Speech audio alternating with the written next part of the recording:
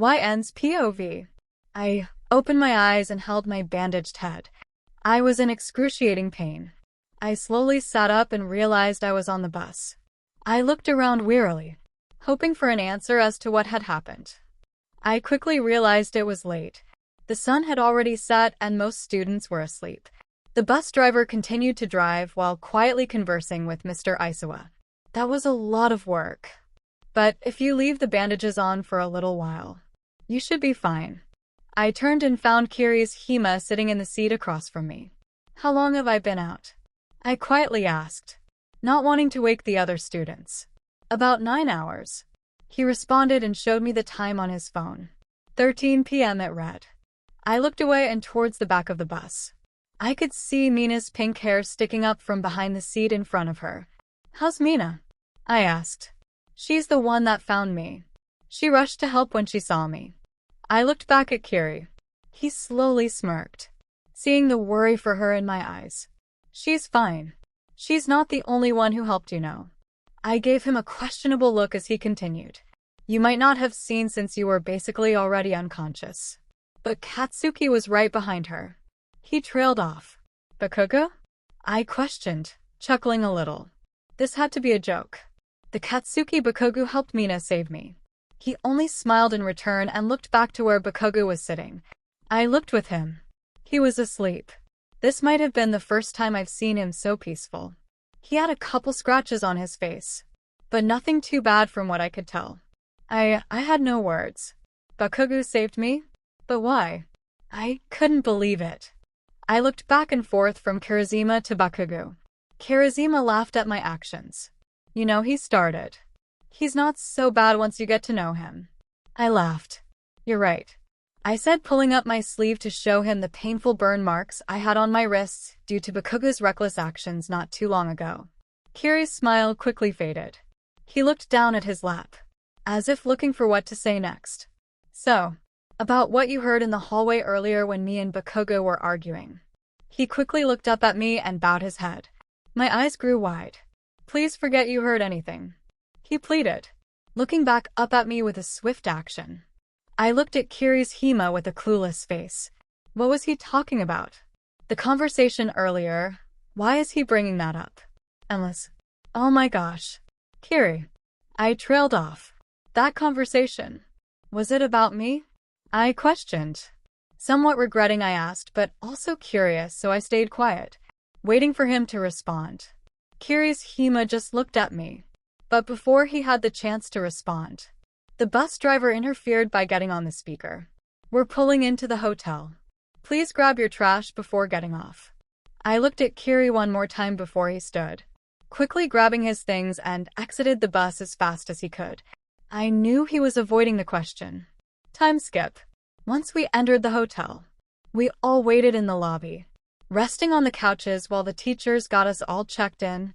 They gave us our room numbers and we all wandered off in search of our rooms. Make sure lights are out by 11. Mr. Aizawa told us before we left. I looked at my keycard, which had the room number 317 inscribed on it. I got in the elevator and pushed the 3rd floor, when suddenly a hand flew between the almost closed doors.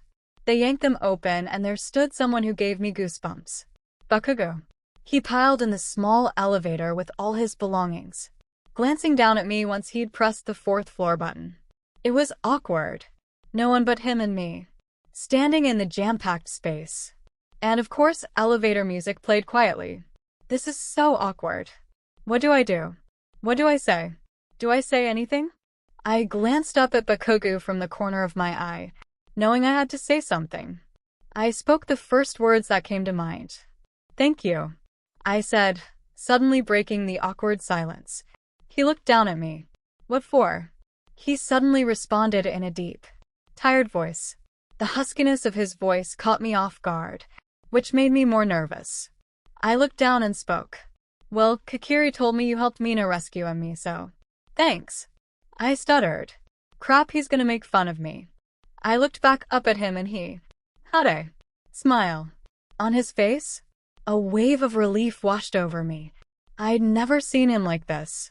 He seemed more approachable. What are you smiling about? I asked. A smirk on my face. He looked down at me and replied, "Curious Hima wasn't supposed to tell you. I'm thinking of ways I'm gonna kill him. And not to brag, but I have some good ideas."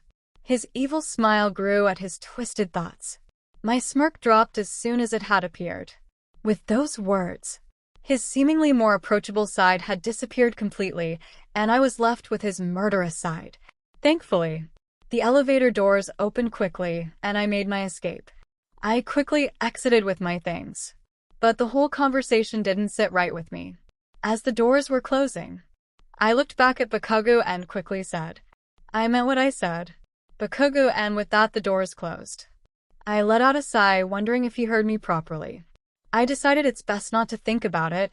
It's been a long day and I needed to rest. I walked down the hallway and found my room.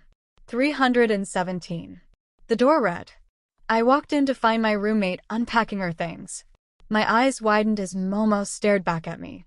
Bakugo's POV. "I meant what I said, Bakugo," she said, and the doors closed, breaking the eye contact we shared. I looked down at my phone, but something on the ground had caught my eye. I picked up the purple hair tie and observed it, hoping I'd find a name.